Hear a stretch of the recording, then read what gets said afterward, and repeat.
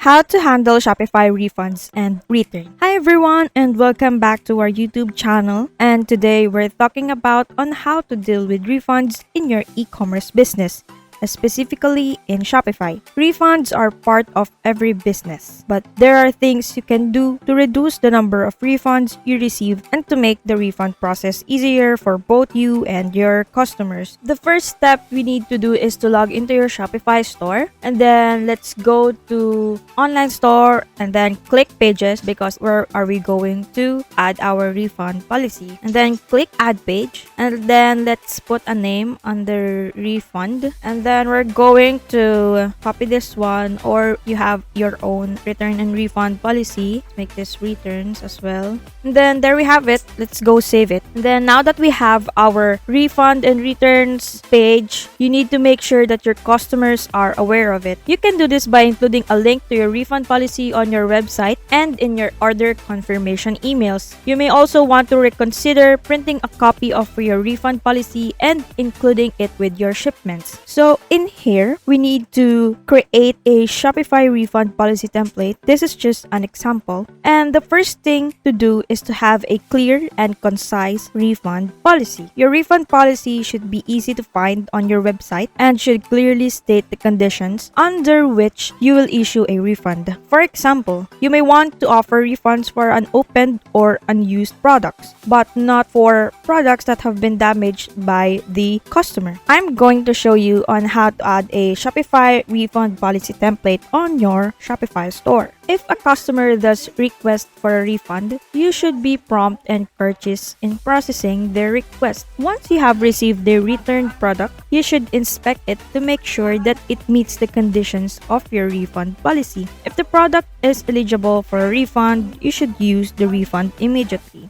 I'm going to show you on how to apply for a refund. First is you need to go to orders and then go to the order you want to refund. And then as you can see in here, it is showed refund, and then click it and then put the amount of refund amount you want to refund.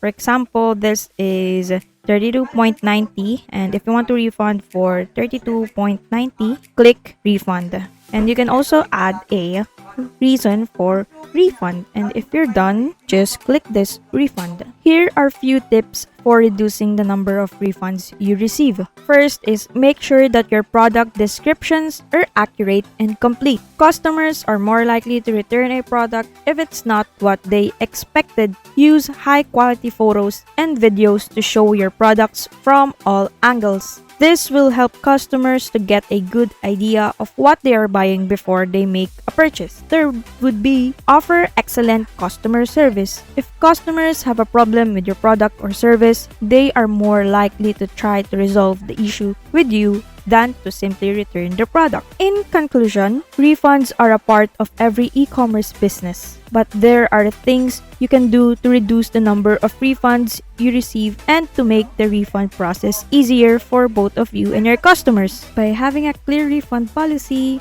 making sure that your customers are aware of it, and processing refunds promptly and courteously, you can minimize the negative impact of refunds on your business. If you have any questions about refunds or anything else related to Shopify, please leave a comment below. I'm always happy to help, and don't forget to subscribe to my channel for more helpful tips and advice on Shopify and business. Thanks for watching, and I'll see you next time.